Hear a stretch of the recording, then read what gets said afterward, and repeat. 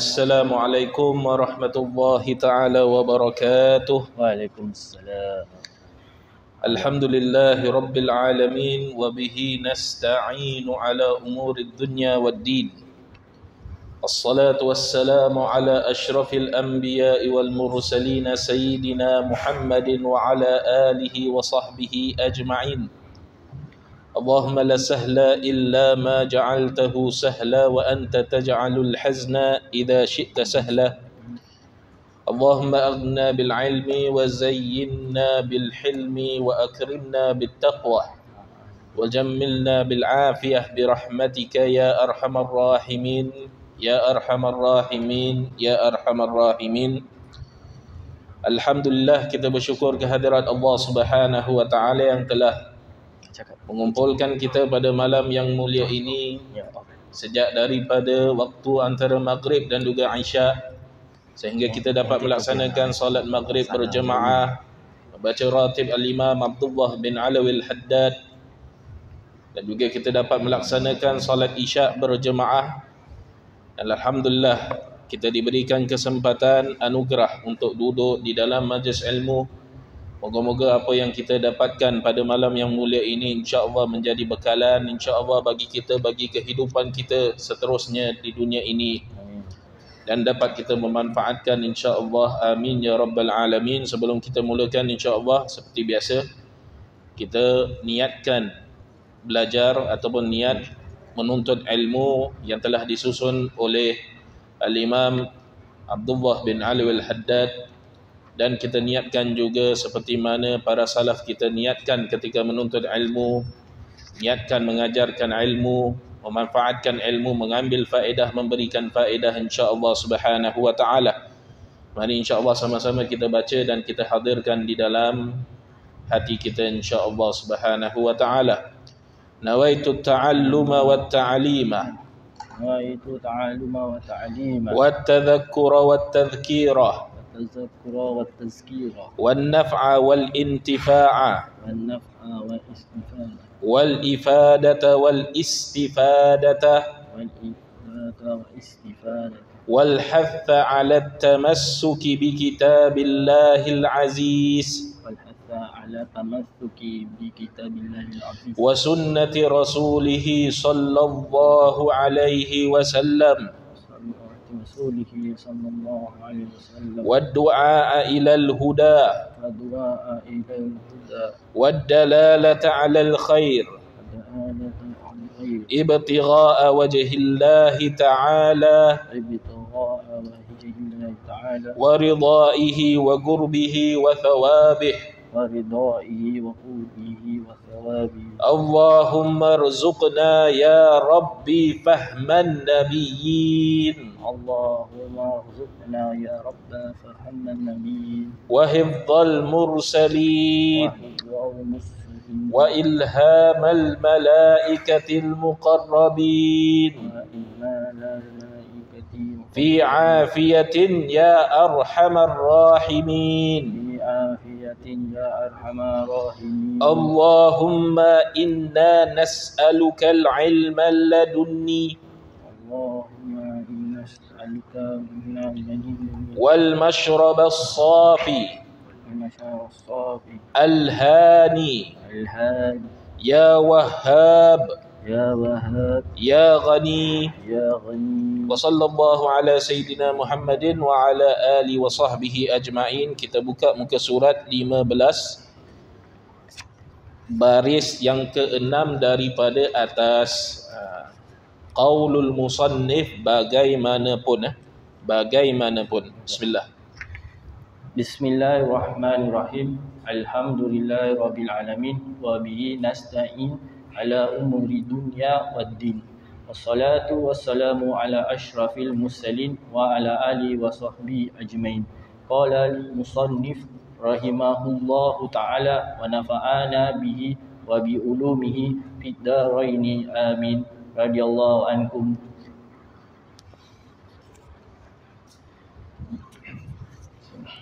Bagaimanapun, orang yang berilmu tapi tidak beramal adalah lebih baik dan lebih terpuji daripada orang tidak beramal dan tidak berilmu.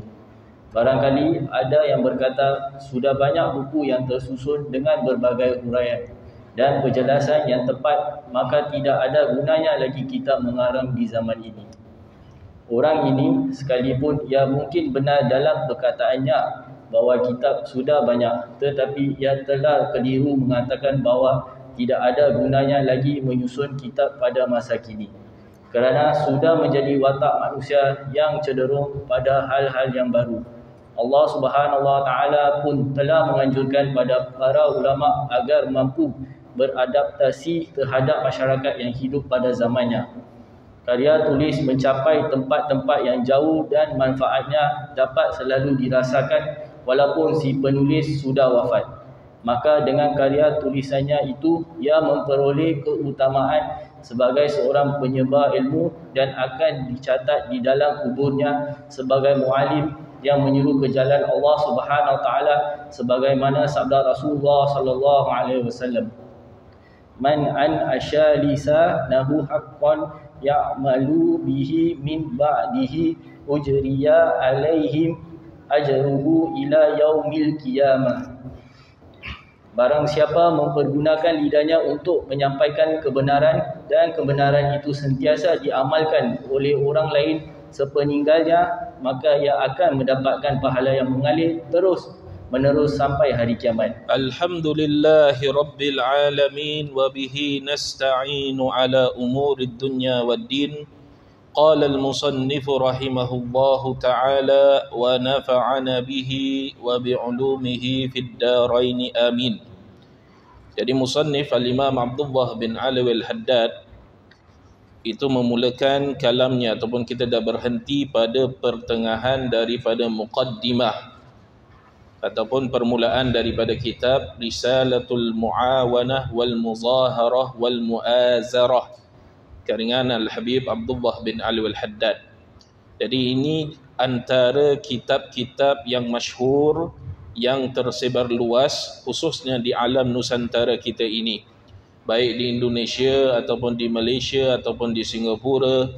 Bahkan ia telah diterjemahkan ke dalam beberapa bahasa, sehingga kan disebutkan oleh beberapa ulama yang kita dengar daripada sumber yang boleh dipercayai, kitab ini antara kitab yang diterjemahkan ke dalam bahasa, bukan dalam bahasa Arab lah, dalam bahasa Inggeris kalau tidak silap, dan disebar luaskan di dalam salah satu penjara yang ada di negeri barat. Jadi bila ia telah disebarkan dalam salah satu penjara yang ada di negeri barat dan dibaca oleh orang-orang yang tinggallah di dalam penjara, mereka mendapatkan hidayah dengan membaca kitab Al-Imam Abdullah bin Alawi al-Haddad. Jadi kenapa kita lihat sebab mereka itu mendapat hidayah? Antaranya para ulama mengatakan ia termasuk antara kitab dalam fan tasawuf, dalam ilmu tasawuf yang mudah untuk dipelajari dan mudah untuk difahami. Khususnya bagi siapa? Bagi mereka yang baru memulakan perjalanan untuk menuntut ilmu tasawuf. Dan ilmu tasawuf ini seperti mana yang kita tahu, ia adalah fardu ain atas tiap-tiap mukallaf untuk mempelajarinya. Jadi kalau kita lihat dalam ilmu fardu ain itu, apa makna ilmu fardu ain? Artinya tiap-tiap mukallaf, orang yang sudah baligh, orang yang sudah berakal, itu wajib untuk mempelajari. Tak boleh lari, tak boleh memberikan alasan untuk tidak belajar. Jadi antaranya adalah ilmu tauhid ataupun ilmu usuluddin, ma'rifatullah. Kita belajar bagaimana cara mengenal Allah Subhanahu Wa Taala dengan sifat-sifat yang wajib baginya, apa yang mustahil, apa yang harus. Kemudian yang kedua adalah ilmu ahkam ataupun ilmu fikih. Itu kita belajar bagaimana cara untuk memperbetulkan ibadah-ibadah kita, solat kita, zakat kita, haji kita, puasa kita dan sebagainya. Kemudian yang ketiga itu yang disebutkan ilmu ihsan ataupun ilmu tasawuf ataupun ilmu tazkiyatun nufus, membersihkan hati. Taib, itu juga menjadi kewajipan bagi seorang hamba jikalau dia mendapati bahawa hatinya itu sudah dinodai, sudah dikotori, sudah terisi di dalamnya itu sifat-sifat al-madhmumah, sifat-sifat yang tidak baik, sifat-sifat yang dimurkai oleh Allah Subhanahu wa taala. Dan pada ketika itu wajib baginya mempelajari sampai bila?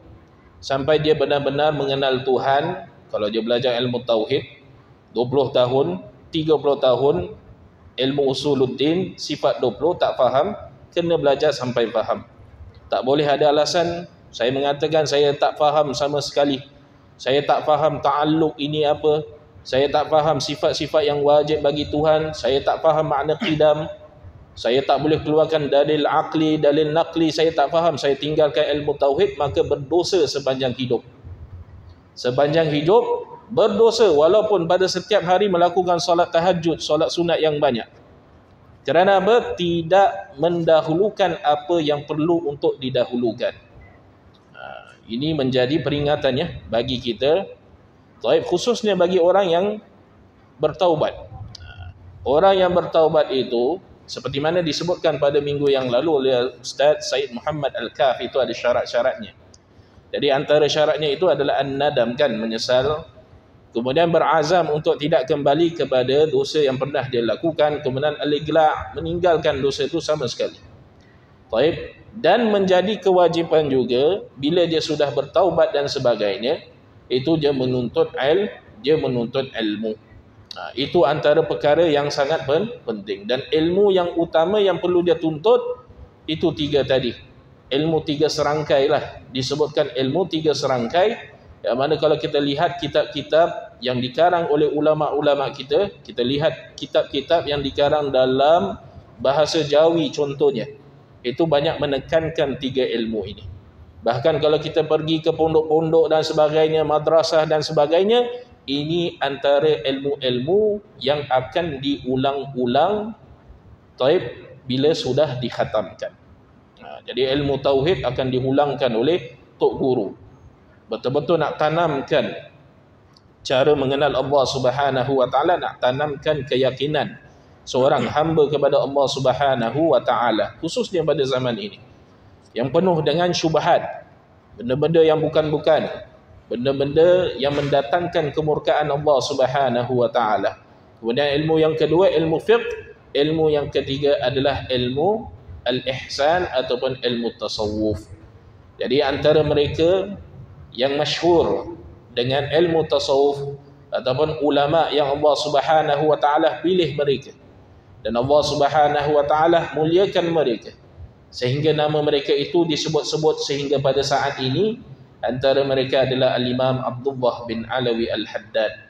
Dan tanda Allah Subhanahu wa taala menerima dakwahnya, tanda Allah Subhanahu wa taala menerima usaha dakwahnya yang dia lakukan sejak ratusan tahun dahulu, hasilnya itu dapat kita lihat pada saat ini. Pada saat ini kitab-kitabnya, ratib yang disusun olehnya itu sentiasa dibaca, dan ini menjadi sedekatun jariyah, sedekah yang terus berjalan bagi Al-Imam Abdullah bin Alawi Al-Haddad. Al-Habib Ali bin Muhammad bin Husain Al-Habsyi itu di dalam syair ataupun dewannya pernah menyebutkan, bil fathi wal imdadi wal irsyadi thabata qawa'idu syaikhina Al-Haddadi. Dengan futuh ataupun dengan pembukaan yang Allah Subhanahu wa taala anugerahkan kepada Imam Haddad, wal imdad, bantuan, anugerah, wal irsyad, dan pedoman-pedoman yang Allah Subhanahu wa taala berikan kepada Imam Abdullah bin Alul Haddad, thabata qawa'idu syaikhina Al-Haddad, maka thabitlah, kukuhlah, thawabit, qawaid ataupun kaidah-kaidah, ketetapan-ketetapan bagi syaikhina, iaitu guru kita Imam Abdullah bin Alul Haddad. Jadi walaupun kadang kita tak pernah berjumpa dengan Imam Abdullah bin Alul Haddad, kita juga insya-Allah termasuk daripada murid Al-Imam Abdullah bin Alul Haddad. Sebab itu Al-Imam Habib Ali dalam syairnya tadi, thabata qawa'idu syaikhina Al-Haddad, telah thabit kaedah-kaedah qawaid syekhina, guru kami syekhina Al-Imam Abdullah bin Alwi Al-Haddad. Jadi para ulama mengatakan siapa yang membaca kitab-kitab para ulama as-salihin yang telah meninggalkan, walaupun ratusan tahun meninggalkan kita, tetap boleh kita menganggapkan dia itu sebagai guru kita. Dan jangan kita lupakan dia, Al-Imam Abdullah bin Alwi Al-Haddad, para salaf kita, para habaib, kiai-kiai kita, asatizah kita yang pernah mengajarkan ilmu khususnya di dalam masjid ini, ulama-ulama kita ataupun orang-orang yang banyak berjasa yang berada di belakang kita daripada zuriat Nabi sallallahu alaihi wasallam, Amirul Ihsan Al-Habib Ahmad bin Muhammad As-Segaf. Moga-moga Allah Subhanahu wa taala merahmati mereka dan moga-moga Allah Subhanahu wa taala mengangkat derajat mereka. Amin ya rabbal alamin. Al-Imam Abdullah bin Alwi Al-Haddad ini antara keistimewaan kalau kita membaca kitab Abdullah bin Alwi Al-Haddad, Al-Habib Abdullah bin Alwi Al-Haddad, itu mudah untuk difahami dan bahasa yang digunakan itu bukanlah bahasa muakkad seperti mana sebahagian kadang daripada kitab-kitab tasawuf. Kalau kita baca kitab-kitab tasawuf, contohnya karangan Al-Imam Al-Ghazali, misal kata Ihya Ulumuddin, ataupun karangan Al-Imam Abdul Wahhab Asy-Sya'rani misal kata, ataupun Al-Imam Sayyidi Abdul Qadir Al-Jilani contohnya, ataupun kitab Al-Imam Ibnu Arabi contohnya. Itu kadang ada bahasa-bahasa yang sukar untuk difahami dan tidak boleh difahami bahasa-bahasa itu melainkan ahlinya. Melainkan apa? Ahlinya. Sebab itu Al-Imam Abdullah bin Alwi Al-Haddad pernah menyebutkan bahawa haram bagi orang yang tidak mempunyai keahlian di dalam kitab-kitab yang tinggi, contohnya karangan-karangan Ibn Arabi, karangan-karangan Abdul Karim Al-Jili dan sebagainya, ulama-ulama sufi yang besar-besar, masya-Allah. Moga Allah Subhanahu wa taala muliakan mereka. Itu kalau tidak ada keahlian, itu tak boleh buka untuk baca. Kerana apa? Kerana mungkin boleh berlaku salah faham sehingga sesat. Takut dia sesat dan lebih teruk lagi dia menyesatkan orang lain. Itu ditakuti. Sebab itu Al-Imam Abu Bakar bin Abdullah Al-Idrus, sahibul Adan, Al-Imam Al-Adani, itu pernah berkata bahawa aku tidak pernah teringat bahawa ayahku ini pernah memukulku kecuali satu kali sahaja dalam kehidupan aku. Satu kali sahaja dalam kehidupan aku dipukul oleh ayahku. Kenapa dipukul? Sebab pada ketika itu aku memegang kitab yang dikarang oleh Al-Imam Ibn Arabi.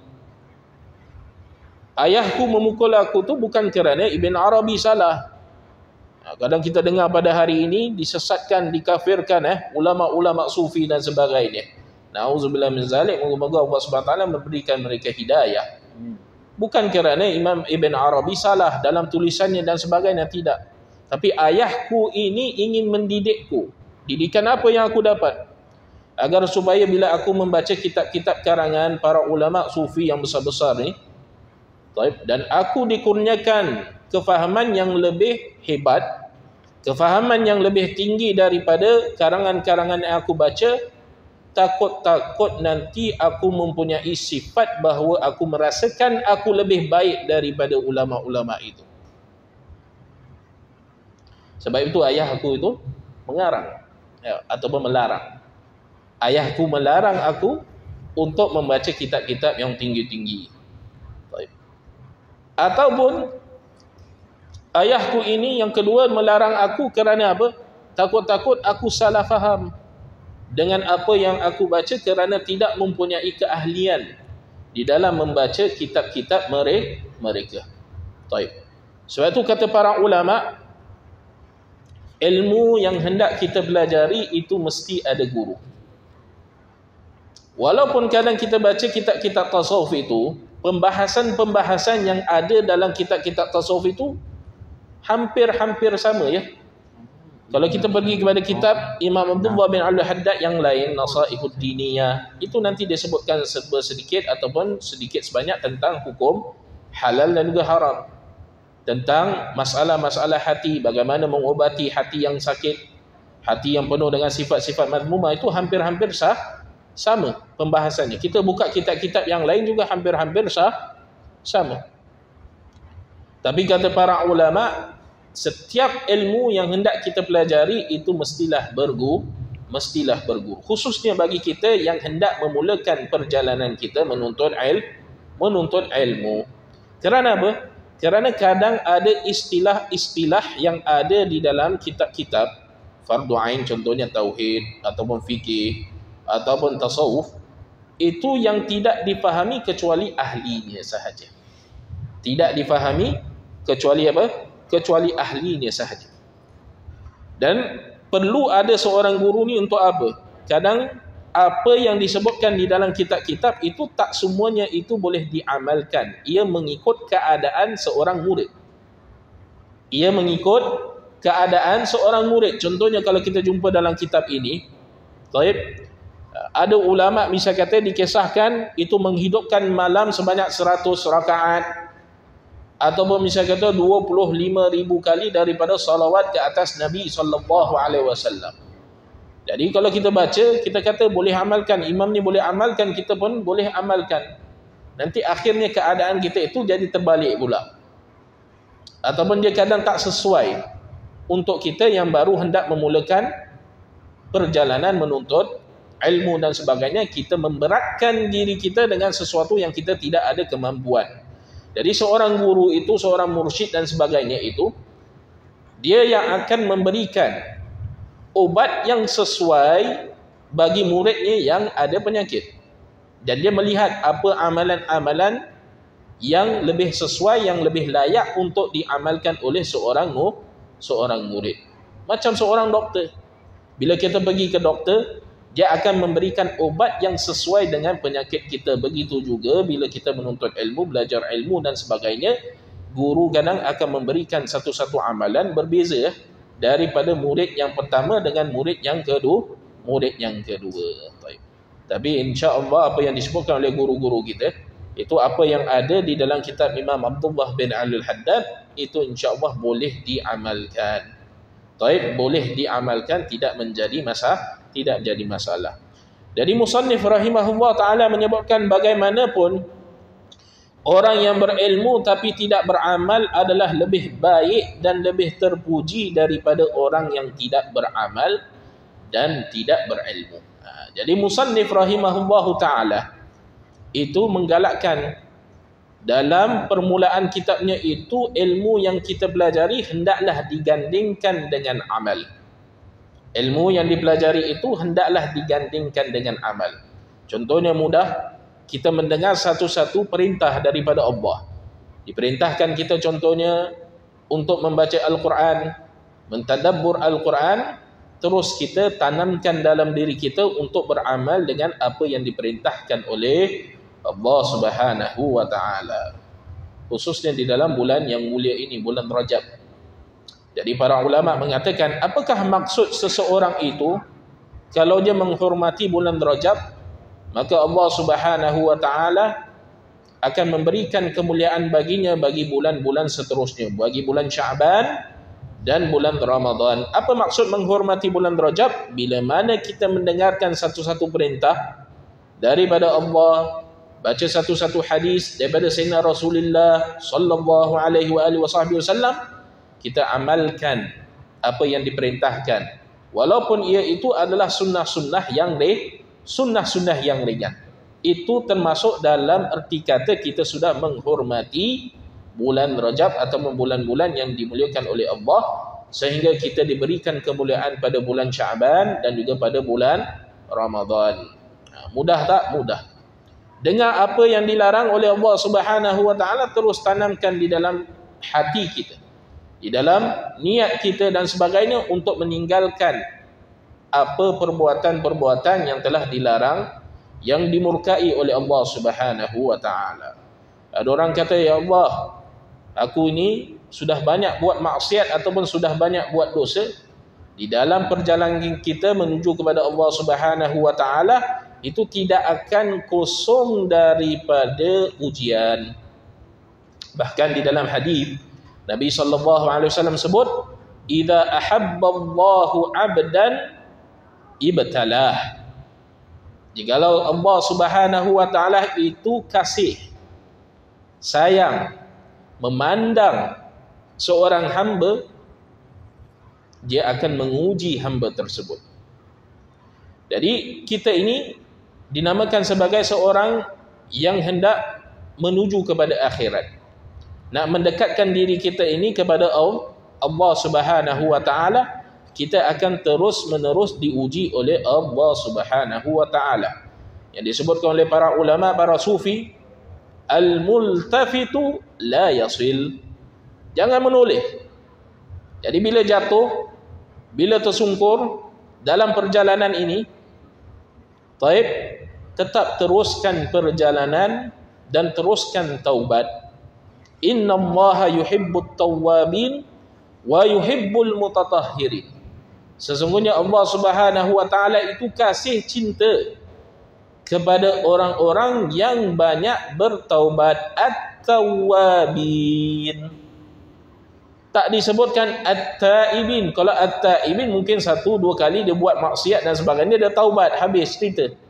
Tapi dalam ayat ini disebutkan at-tawwabin, yang banyak bertaubat. Artinya bila banyak bertaubat, banyak juga kesalahan yang dilakukan. Wa yuhibbul mutatahhirin, dan Allah Subhanahu wa taala kasih akan orang yang menyucikan hatinya, secara zahir dan juga secara batin. Jadi ilmu yang dipelajari hendaklah digandingkan dengan amal. Tapi kata Imam Abdullah bin Alwi al-Haddad, bagaimanapun orang yang berilmu tapi tidak beramal, itu adalah lebih baik kalau nak dibandingkan dengan orang yang memang tak berilmu, tidak mahu mempelajari ilmu, tidak ada niat untuk duduk dalam majlis ilmu, apatah lagi tidak suka kepada orang-orang yang menyibukkan diri dengan ilmu. Dia tak suka orang alim, dia tak suka orang yang belajar agama, dia tak suka orang yang duduk dalam masjid, di dalam markas dan sebagainya untuk belajar ilmu. Sebab tu kata Rasulullah, wala takunil khamisah, dalam riwayat wala takunil rabi'ah. Jangan kamu jadi orang yang keempat, jangan kamu jadi orang yang kelima. Siapa dia? Tak nak jadi orang alim, tak nak jadi orang yang belajar, tak nak jadi orang yang mendengar ilmu, tidak mahu jadi orang yang cinta kepada ilmu. Fatahlak, kata Rasulullah. Maka kamu akan binasa. Dan dia tak beramal. Bagaimana seorang yang tidak berilmu, tak tahu akan satu-satu ilmu, nak beramal? Bahkan disebutkan bahawa itu tidak diterima amalan seseorang itu melainkan digandingkan dengan ilmu. Jadi syarat untuk sahnya amal itu mestilah digandingkan apa? Dengan ilmu. Betul tak? Mesti digandingkan dengan ilmu. Contohnya dalam fikih, kita belajar dalam fikih, kita tak tahu waktu solat masuk ataupun tidak. Tiba-tiba kita solat ikut orang sahaja. Ataupun misalnya kita berada pada satu tempat yang tidak ada orang, kita tak tahu waktu solat dah masuk ataupun tidak. Kita hentam. Ni mungkin sebab malam ni kalau misalnya kata bunyi ketukan daripada rumah ini sekian-sekian dah masuk misalnya kata. Walaupun idza tabayyana, walaupun ketika kita sudah selesai solat, itu memang jelas bahawa salat yang kita lakukan itu memang di dalam waktu, maka hukumnya tidak sah. Kenapa tidak sah? Kerana bila tadi kita melakukan salat itu kita tidak ada ilmu, tidak ada keyakinan bahawa waktu salat itu memang sudah masuk. Ada syak pada situ, ada keraguan pada situ. Baik, maka hukumnya itu tidak sah. Tidak sah dia punya salat. Itu disebutkan di dalam kitab-kitab fikih. Jadi Al-Imam Abdullah bin Alwi al-Haddad bila menyebutkan semacam ini bukan bererti untuk kita jadikan ia sebagai alasan untuk meninggalkan amal. Tidak. Kita dah tuntut ilmu pada malam yang mulia ini, kita dah dapat satu ilmu. Bukan maksud menuntut ilmu tu terus jadi ulama, alim, tidak. Awak duduk misalnya kata dalam kelas fikih, belajar hukum ahkam salat berjemaah, awak dah faham dalam majlis tersebut hukum ahkam yang berkait dengan salat berjemaah, awak adalah orang alim. Awak berhak, kalau misalnya kata di dalam satu-satu masjid tempat Itu tidak ada orang yang alim untuk ke depan menjadi imam. Bacaannya misal kata, Fatihahnya misal kata ada kecacatan. Awak yang dah belajar, dah bagus Fatihah dan sebagainya, awak perlu untuk ke hadapan. Bahkan pada ketika itu wajib untuk awak ke hadapan. Kerana apa? Kalau misal kata awak dahulukan orang yang cacat bacaannya itu ke hadapan, boleh menjadikan solat-solat yang lain, bahkan solat kita sendiri tidak sah. Jadi bukan maksud daripada sini Imam Haddad kata orang yang berilmu walaupun tidak beramal itu lebih baik daripada orang yang tidak berilmu dan juga tidak amal. Kita meninggalkan amalan 100%, ataupun bila kita ada kemampuan untuk beramal tapi kita menjadikan ia sebagai alasan. Kerana apa? Imam Abdullah bin Al-Haddad kata begini. Baik.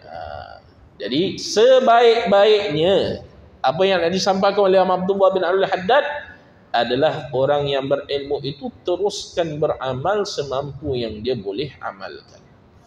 Ada peluang untuk beramal, maka amalkan apa ilmu yang sudah dia pelajari. Kalau kita buka dalam kitab Da'watut Tammah karangan Imam Abdullah bin Al-Haddad juga, termasuk daripada mengajarkan ilmu itu juga termasuk daripada makna beramal dengan ilmu. Jadi kalau kita dah tahu satu-satu hukum, kita sampaikan kepada teman-teman kita yang belum tahu satu-satu hukum tentang Ramadan, misal kata perkara-perkara yang membatalkan puasa dan sebagainya, itu juga termasuk daripada makna beramal dengan ilmu. Jadi bukan maksud beramal dengan ilmu itu hanya terbatas pada ibadah-ibadah fizikal. Kadang ada orang dia memahami beramal dengan ilmu itu hanya terbatas pada ibadah-ibadah fizikal. Kalau kita dah sedekah misal kata setiap hari $1, nanti pada masuk bulan Ramadan, bila masuk bulan Ramadan setiap hari misal kata $50. Bukan hanya maksudnya pada itu, terbatas pada ibadah-ibadah fizikal. Bahkan ta'limul ilm, mengajarkan satu benda-benda yang bermanfaat, itu juga termasuk daripada makna mengamalkan satu-satu ilmu. Dan apa ilmu yang bermanfaat? Itu dah disebutkan oleh guru-guru kita sebelum ini. Disebutkan oleh Imam Hujjatul Islam di dalam kitab Bidayatul Hidayah, ilmu yang bermanfaat, ilmu yang menambahkan rasa takut kepada Allah di dalam dirimu. Ilmu yang bermanfaat, ilmu yang menggemarkan kamu kepada negeri akhirat. Ilmu yang bermanfaat, ilmu yang menampakkan keaiban diri kamu dan menutup mata kamu melihat keaiban orang lain. Ini antara makna daripada ilmu-ilmu yang bermanfaat yang disebutkan oleh Imam Ghazali rahimahullahu ta'ala di dalam kitab Bidayatul Hidayah ataupun Ihya Ulumuddin. Jadi bukan maksud ilmu yang bermanfaat itu kita belajar ilmu, kita pandai berhujjah, mengalahkan orang misal kata dengan dalil-dalil dan sebagainya, menyebut kitab-kitab ini dan sebagainya. Disebutkan oleh Imam Abdullah bin Husain bin Tahir, al-ilmu khasyah kullu. Ilmu yang hakiki, yang sebenar-benarnya, yang dipandang oleh Allah Subhanahu wa taala, yang diredai oleh Allah dan juga Rasulullah SAW, yang menghasilkan sifat khauf ataupun takut di dalam diri kamu kepada Allah. Makin kamu belajar, makin kamu takut kepada Allah, bukan semakin kamu meninggi diri, bukan semakin kamu hasad pada orang lain, bukan semakin kamu merasakan diri kamu itu lebih baik daripada orang lain. Itu adalah antara tanda ilmu yang kamu belajar. Kamu merasakan bila kamu rasa lebih hebat daripada orang lain, itu tanda bahawa ilmu yang kamu belajar adalah hujjah ke atas kamu, bukan hujjah bagi kamu. Itu tanda bahawa kamu makin jauh daripada Allah. Dalam hadis disebutkan minggu lalu, man izdada ilman wa lam yazdad hudan lam yazdad minallahi illa bu'da. Siapa yang tambah ilmunya, setiap hari belajar dengan Habib Fulan, setiap hari belajar dengan Kiai Fulan, pergi ma'had Fulan, duduk di negeri Fulan bin Fulan, di negeri ini Hadramut, di negeri Mesir misal kata 10 tahun belajar dengan profesor ini, profesor itu dan sebagainya. Bertambah ilmu, walam yazdad hudan, tapi tak bertambah petunjuk. Makin tambah ilmu, makin biadab dengan orang tua. Makin tambah ilmu, menyalahkan ulama-ulama terdahulu, makin tambah ilmu, makin merasakan diri itu lebih baik, mengecil-ngecilkan orang-orang yang jahat, walaupun orang-orang yang jahat. Kerana Imam Ghazali ajarkan kita untuk berhusnuzan.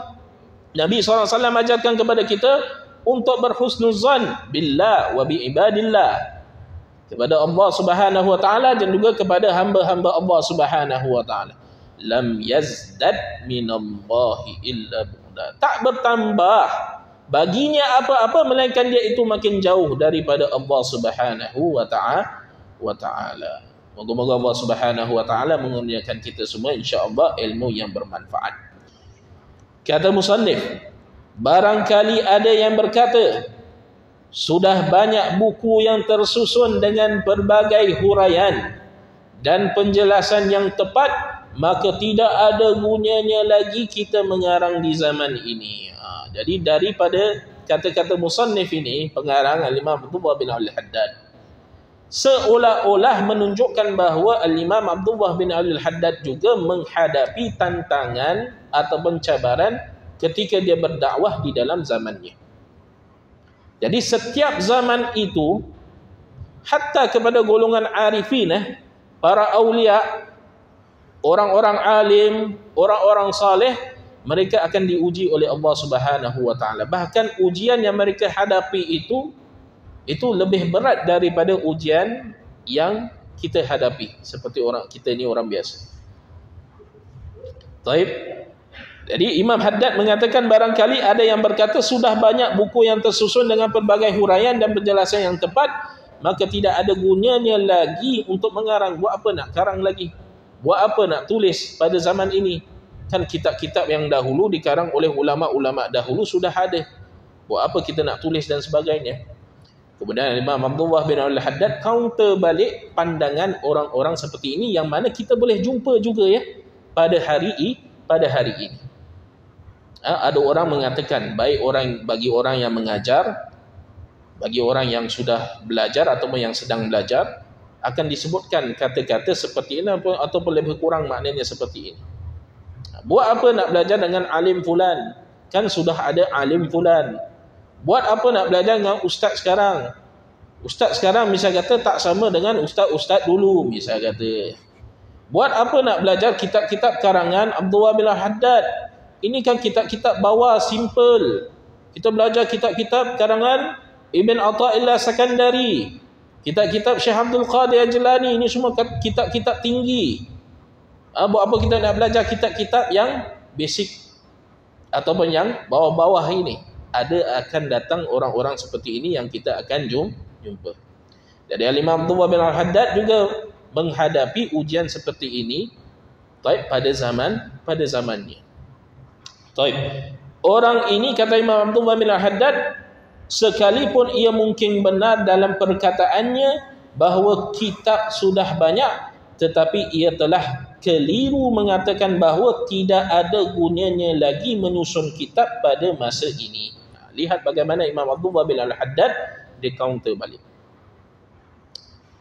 mengajarkan kepada kita, kalau misal kata ada orang datang kepada kita dan dia hentam kita, itu bukan bererti semua perkara yang dia tuturkan, yang dia cakapkan itu semua tidak benar. Kalau kita lihat, ada sebahagian daripada percakapannya itu benar. Memang sudah ada susunan-susunan yang lebih hebat daripada ulama-ulama besar pada zaman dahulu. Imam Abdullah bin Al-Haddad dia mengatakan, orang ini sekalipun ia mungkin benar dalam perkataannya, membenarkan orang yang benar itu juga termasuk daripada salah satu daripada ibadah, diberikan pahala. Tapi Imam Abdullah bin Al-Haddad niatnya yang utama adalah untuk membenarkan pandangan orang seperti ini, walaupun benar pada apa yang dia ungkapkan, tapi tak 100% benar. Begitu juga kita boleh belajar macam itu. Orang tegur kita, walaupun kadang kita rasa teguran itu tidak benar, tapi ada sebahagian daripada teguran itu mesti benar. Jadi cara untuk counter dan untuk menjadikan dia boleh terima apa yang kita nak counter kepada dia, sebutkan apa yang dia tegur itu yang memang ada pada diri kita.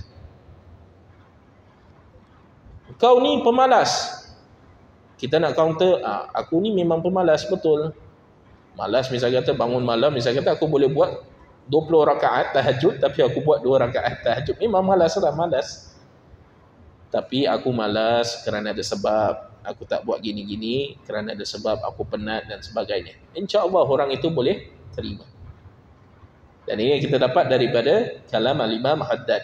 Bagaimana cara Imam Haddad counter balik. Perkataannya, bahawa kitab sudah banyak tetapi ia telah keliru mengatakan bahawa tidak ada gunanya lagi menyusun kitab pada masa ini. Tapi bila dia cakap tak ada faedah untuk kita susun kitab dan sebagainya, itu tak ada faedah lagi khususnya pada zaman ini. Kerana sudah menjadi watak manusia yang cenderung pada hal-hal yang baru. Keadaan manusia itu berbeza pada setiap zaman. Baik. Di dalam kitab Miftah, itu karangan Al-Habib Muhammad bin Salim bin Hafiz, itu dinukilkan satu kata atau kalam daripada Imam Ghazali tentang bab seorang ayah menjadi wali ataupun seorang menjadi wali untuk menikahkan mauliahnya. Perempuan nak menikahkan perempuan itu mesti ada wali. Dan salah satu syarat daripada wali itu apa? Adamul fisik. Itu tidak ada sifat kefasikan. Apa makna fasik? Man lam yartakib kabiratan. Orang yang tidak melakukan dosa besar. Walam yusirra ala saghiratin.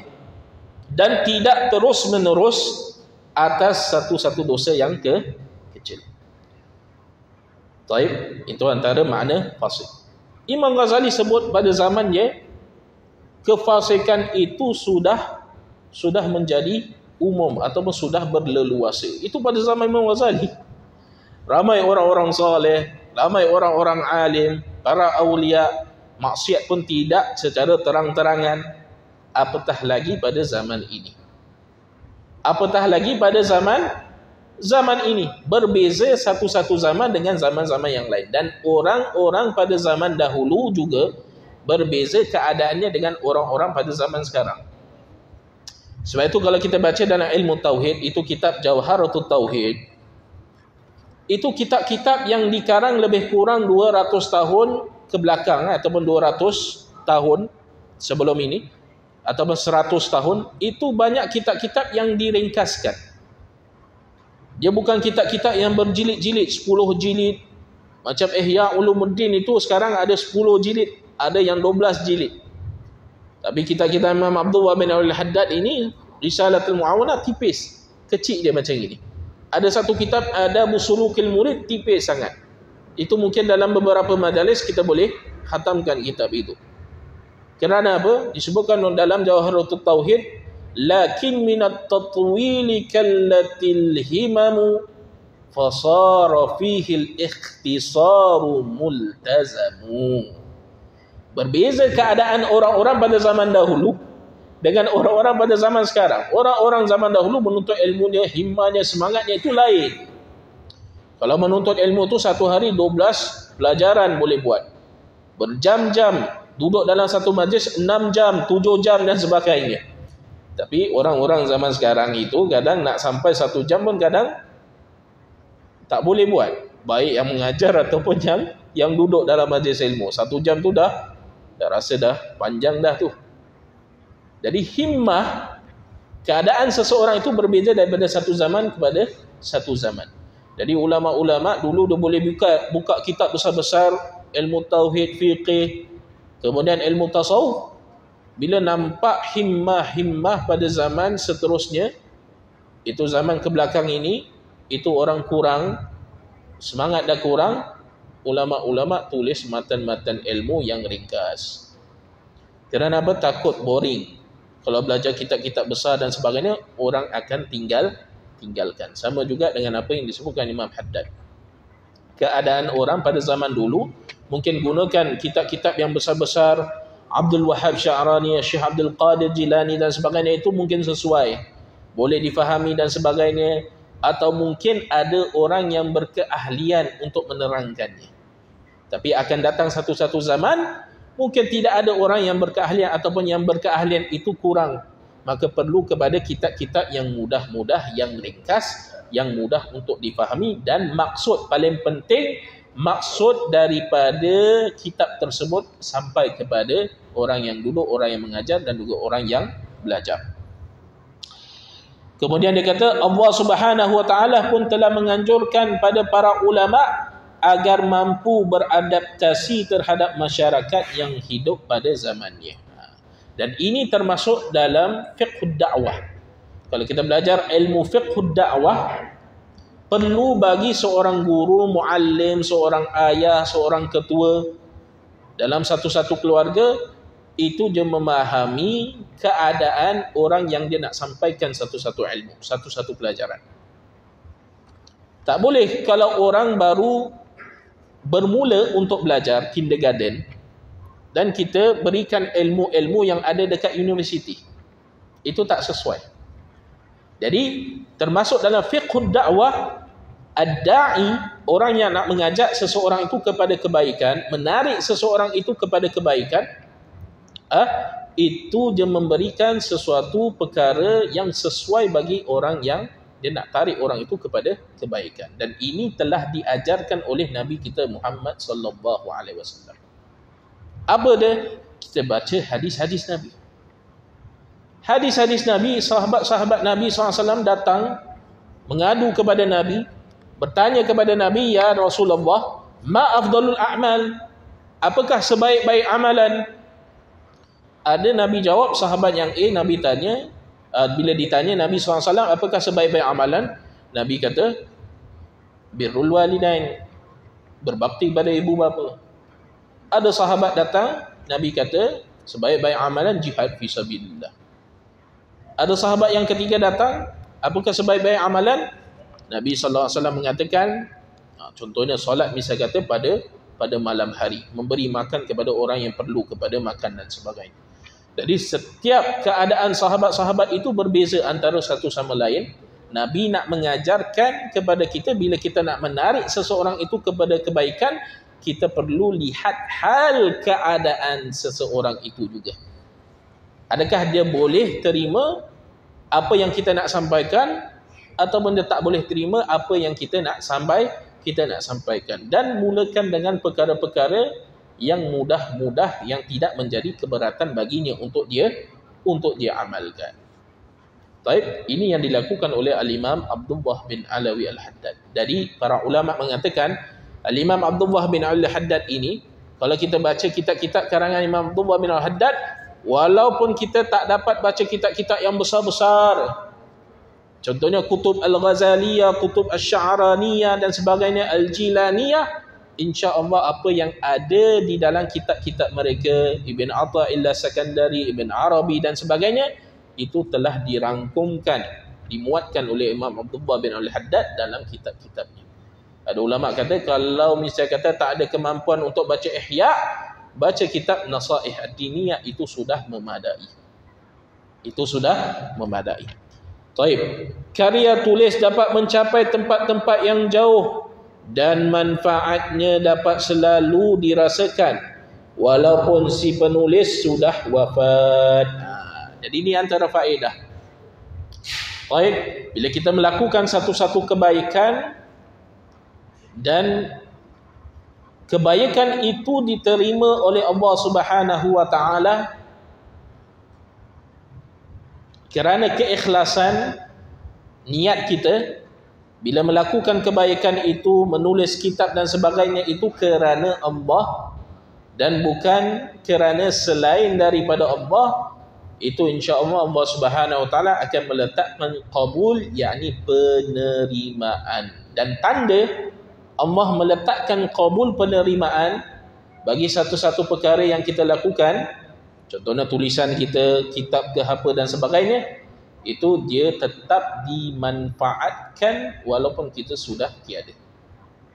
Walaupun kita sudah tiada, dia menjadi amal sedekah jariyah yang terus-menerus berjalan bagi diri kita.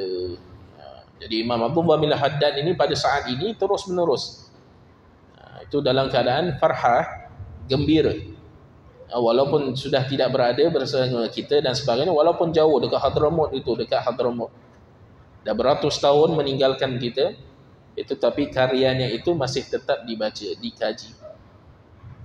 Itu banyak kalau kita pergi ke negara western ataupun pergi ke Hadramaut dan sebagainya, itu pada setiap tahun kalau ada haulnya Imam Abdullah bin Al-Haddad, itu diadakan seminar-seminar yang bermanfaat. Tentang apa? Tentang pemikiran Imam Al-Haddad, tentang biografi Imam Abdullah bin Al-Haddad, tentang usaha dakwah yang dilakukan oleh Imam Abdullah bin Al-Haddad, tentang karangan-karangan ataupun tulisan-tulisan Imam Abdullah bin Al-Haddad. Sampai pada hari ini, itu ulama-ulama ataupun orang-orang yang belajar di universiti dan sebagainya, mereka masih lagi jadikan kitab-kitab Imam Abdullah bin Al-Haddad ini sebagai rujukan di dalam tesis mereka ataupun di dalam tulisan-tulisan mereka. Bahkan ada yang mengkaji setiap fasal ataupun setiap bab yang ada di dalam kitab Abdullah bin Al-Haddad ini dikaji dan dibuat kitab yang berjilid-jilid, membahaskan satu-satu bab sahaja daripada kalam ataupun kata-kata Imam Abdullah bin Alawi Al-Haddad. Jadi karya tulis itu dapat mencapai tempat-tempat yang jauh dan manfaatnya itu dapat selalu dirasakan walaupun si penulis itu sudah wafat. Sebab tu kalau kita pergi ke negeri India, khususnya kalau kita pergi ke Kerala dan sebagainya, itu ratib Al-Imam Abdullah bin Al-Haddad itu dibaca. Itu masjid-masjid di luar negeri itu kadang besar-besar dalamnya itu kadang 10,000 orang. Dalam yang solat berjemaah ma'had di pesantren dan sebagainya 15,000 orang. Itu selepas solat Isya ataupun selepas solat Maghrib dibaca ratib Imam Abdullah bin Alawi Al-Haddad. Taib dibaca ratib Imam Abdullah bin Alawi Al-Haddad. Kemudian pada waktu pagi dibaca Wirdul Latif dan sebagainya, berterusan sehingga pada hari ini. Dan ini menunjukkan bahawa Imam Abdullah bin Al-Haddad ini adalah seorang yang mukhlis, seorang yang ikhlas di dalam usaha-usaha dakwahnya sehingga dapat dimanfaatkan oleh masyarakat sehingga pada hari ini. Orang yang kita baca ini ataupun yang kita baca kitabnya ini bukan orang sembarangan. Baik, ada salah satu daripada kisah itu diceritakan tentang tawadhu'nya Imam Abdullah bin Al-Haddad. Ini juga termasuk dalam pada makna ataupun dalam makna kita mengamalkan ilmu yang sudah kita pelajari. Mungkin sebelum kita masuk ke dalam masjid ini, misal kata kita ada sifat, misal kata takabbur, misal kata, ataupun kita rasa diri kita ni hebat dan sebagainya. Mungkin insya-Allah dengan kisah ini mungkin itu dapat menghilangkan sifat tersebut dalam diri kita ataupun daripada diri kita insya-Allah. Sifat tawadhu'nya Imam Haddad. Jadi ada satu ketika itu ada seorang anak kecil. Taib. Jadi anak kecil ini ayahnya itu ada sebilah pisau lah yang sudah tumpul ataupun dah tak tajam. Jadi dia suruh anak kecil ni, wahai anakku, pergi kepada Haddad supaya dia dapat betulkan ataupun dapat tajamkan balik pisauku ini. Jadi anak kecil ini tak faham, ada sedikit kebodohan tak kenal Imam Abdullah bin Al-Haddad. Jadi Haddad itu dalam bahasa Arab itu tukang besi. Terjemahkan Al-Haddad ataupun Haddad itu tukang besi. Jadi dia pergi pada tukang besi. Oh, tukang besi yang aku tahu ada satu tinggal dekat Hawi Al-Khairat. Tempat Imam Haddad itu Hawi, dia tinggal dekat satu kampung namanya Hawi lah, dekat Tarim juga. Ada satu orang namanya Haddad. Itu saja aku tahulah, tukang besi. Dia jumpa Imam Abdullah bin Al-Haddad. Wahai Imam Abdullah bin Al-Haddad, ini ayah aku ni suruh hantar pisau yang tak tajam ini, yang tumpul ini, hantar kepada kamu supaya kamu dapat betulkan. Imam Abdullah bin Al-Haddad pada ketika itu dah masyhur namanya. Yang dah mengajar ataupun dah belajar dengannya itu ratusan daripada murid. Yang mana ratusan daripada muridnya itu semua bukan orang-orang biasa. Semua sudah jadi para ulama. Ada yang sudah sampai kepada derajat mujtahid. Dah boleh buat mazhab sendiri, dah boleh keluarkan fatwa sendiri, tak perlu untuk ambil ataupun nukilkan mana-mana pandangan daripada Abu Hanifah, daripada Imam Syafi'i, daripada Imam Malik ataupun daripada Imam Ahmad bin Hanbal. Tapi lihat bagaimana tawadhu Imam Abdullah bin Al-Haddad. Apa dia buat?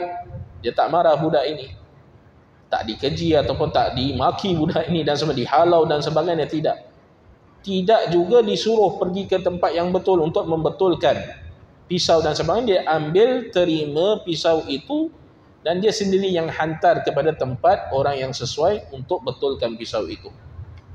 Baik. Jadi budak ini bila balik dah dapat pisau dan sebagainya, dia balik. Ayahnya tanya kepada siapa Haddad ataupun tukang besi yang kamu pergi? Haddad. Yang aku tahu Haddad seorang dia lah. Haddad yang ada dekat Hawi Al-Khairat. Siapa nama dia? Abdullah bin Alawi Al-Haddad. Anak ini pun dimarahi oleh ayahnya. Kamu ni siapa? Kamu tak tahu ke dia siapa? Dia adalah Al-Imam Qutbud Da'wati wal Irsyad Al-Habib Abdullah bin Alawi Al-Haddad. Lihat bagaimana tawaduknya seorang ulama, seorang alim, seorang orang yang dipandang oleh Allah Subhanahu wa ta'ala. Taib. Man izdada ilman, siapa yang makin bertambah ilmunya, walam yazdad hudan, tetapi makin takabur, makin dia benci kepada orang, tidak ada rahmat di dalam hatinya, makin dia su'uzan kepada hamba-hamba Allah, makin dia merasakan dirinya itu berilmu, orang lain tidak berilmu. Berapa ramai orang yang sudah menuntut ilmu di tempat-tempat yang baik, tapi bila pulang dia itu kurang hajar ataupun dia itu jadi anak yang derhaka kepada ibu bapanya. Bukan ilmu duniawi, ilmu akhirat. Belajar dengan ulama-ulama besar dan sebagainya, tapi bila pulang, bila berbicara dengan ibu bapa sendiri, bila berbicara dengan adik-beradik sendiri, bila berbicara dengan isteri sendiri, anak-anak sendiri, tidak sedikit pun menunjukkan bahawa dia ini orang yang berilmu. Sebab itu kata Imam Malik, laisatil ilmu ataupun laisal ilmu bikathratir riwayat. Bukanlah ilmu yang kamu belajar itu dengan banyaknya riwayat, kitab-kitab yang banyak kamu belajar. Tidak. Buat apa kalau seorang itu dia belajar kitab-kitab yang berbeza, bahkan daripada ulama yang besar, tapi sedikit pun tidak dapat memberikan kesan pada dirinya. Tak berguna sama sekali. Beza dengan orang yang mungkin dia tak kenal Abdullah bin Al-Haddad, dia tak tahu pun kitab Risalatul Muawanah, apa maksud dia pun dia tak tahu.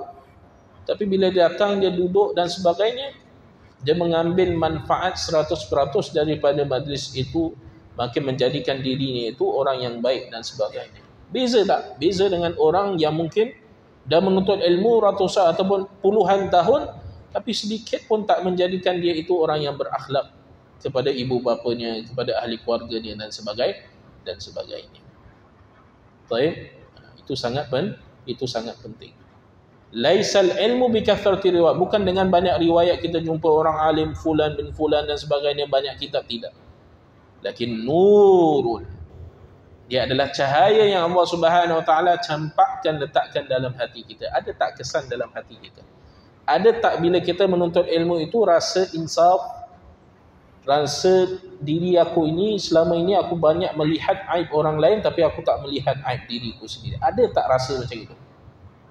Bila ada rasa macam itu, insya-Allah majlis itu akan memberi kesan pada diri. Artinya dia sudah mendapatkan insya-Allah ilmu yang bermanfaat. Karya tulis dapat mencapai tempat-tempat yang jauh dan manfaatnya dapat selalu dirasakan walaupun si penulis sudah wafat. Maka dengan karya tulisnya itu ia memperoleh keutamaan sebagai seorang yang menyebarkan ilmu, penyebar ilmu, dan akan dicatat di dalam kuburnya sebagai muallim yang menyeru ke jalan Allah. Terus menerus berjalan pahala walaupun sudah berada di dalam kubur. Baik, itu kuburnya itu menjadi raudhatun min riyadil jannah. Menjadi salah satu taman itu daripada taman-taman syurga. Sabda Nabi sallallahu alaihi wasallam, man an'asha lisanahu haqqan yu'malu bihi min ba'di ujriya alaihi ajruhu ila yaumil qiyamah. Barang siapa yang mempergunakan lidahnya, lidah ni sebagai alat lah untuk bercakap, berkata-kata, dalam makna yang sama mempergunakan tangannya untuk menulis sesuatu yang baik, tidak kira sama ada di media sosial, di dalam kitab dan sebagainya, untuk menyampaikan kebenaran. Lidahnya bertutur yang baik, sampaikan kebenaran, kebaikan, menasihati orang lain dan sebagainya. Dan kebenaran itu sentiasa diamalkan oleh orang lain sepeninggalannya. Dia dah tak ada, orang itu masih ingat apa yang dia nasihatkan, masih ingat apa yang dia tulis. Kita sendiri semua mungkin malam ini kita balik, kita boleh wasiatkan, tulis wasiat, saya wasiatkan kepada diri saya dan juga kepada keluarga saya untuk bertakwa kepada Allah. Jangan tinggal solat. Bila ada harta dah sampai haul dan juga nisabnya itu, keluarkan zakat. Bila masuk bulan puasa, sebelum masuk bulan puasa, belajarlah ilmu puasa. Apa perkara-perkara yang membatalkan puasa, tulis. Letak dalam WhatsApp group. Kerana ada family ni WhatsApp kan. Kita, saudara mara, tulis. Kalau ditakdirkan misalnya kata kita sudah pergi, esok, lusa, mungkin selepas ini, Allahu a'lam, ada kebaikan yang kita dapat tinggalkan. Selagi mana orang membaca dan orang mengambil manfaat. Kadang lepas dibaca, mungkin benda tu dah rosak ataupun hilang. Tapi orang mendapatkan manfaat selagi dia memanfaatkan perkara tersebut, maka ia menjadi amalan kita yang berterusan walaupun kita sudah meninggal dunia. Dan jangan kita remehkan satu-satu perkara yang walaupun kita nampak benda itu adalah benda yang kecil. Al-Imam Al-Ghazali rahimahullahu ta'ala itu ketika dia menulis kitab, itu dia tulis dulu kan pakai ink kan, ada dakwat dan sebagainya. Nampak ada satu lalat, seekor lalat pergi dekat inknya tempat tu, minum air. Al-Imam Al-Ghazali rahimahullahu ta'ala tak menghalau lalat itu, tak dipukul lalat itu, dimatikan dan sebagainya, dibiarkan sahaja sehingga lalat itu puas meminum air ink itu, kemudian pergi, terbanglah. Lalat, benda yang biasa, simple tak? Simple. Boleh je kalau dia nak halau lalat itu, boleh. Tapi bila dia sudah meninggal dunia, itu dilihat oleh orang yang akrab dengan dia, bertanya kepadanya, wahai Imam Ghazali,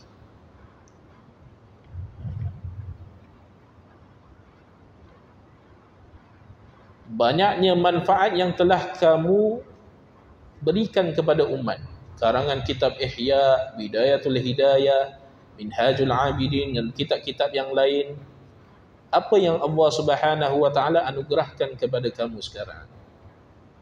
Apa yang Allah Subhanahu wa taala berikan? Apa derajat maqam yang kamu dapat sekarang? Apa jawab Imam Ghazali rahimahullahu taala? Diampunkan dosa aku dengan sebab pada satu hari bila aku mengarang kitab, ada seekor lalat datang minum air daripada ink, aku biarkan lalat itu, kasih dia puas untuk minum air sehingga lalat itu pergi.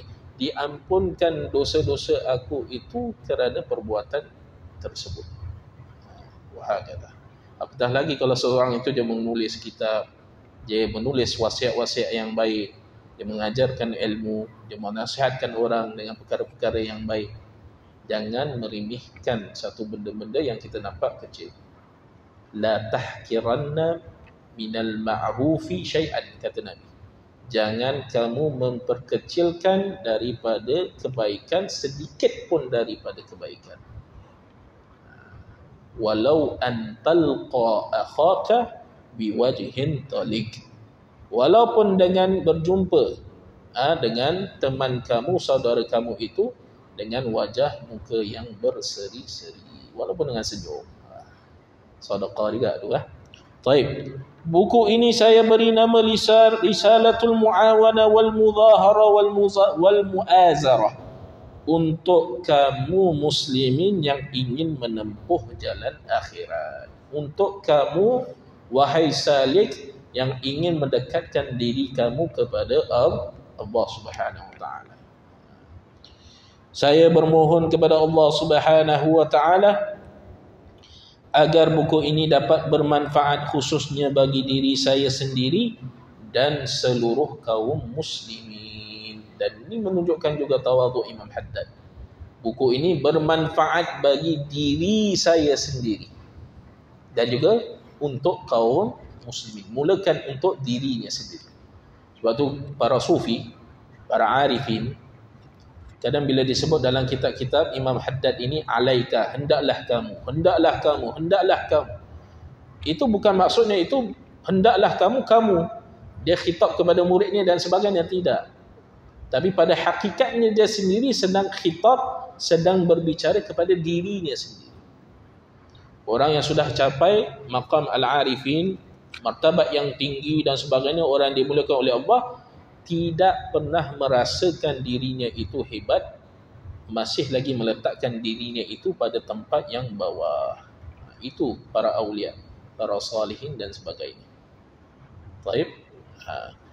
Buku ini dapat bermanfaat khususnya bagi diri saya sendiri dan seluruh kaum muslimin. Semoga Allah Subhanahu wa taala memberikan keikhlasan dalam penulisan ini. Dan memang benar kamu insya-Allah termasuk daripada orang yang ikhlas, wahai Imam Al-Haddad. Al-Fatihah.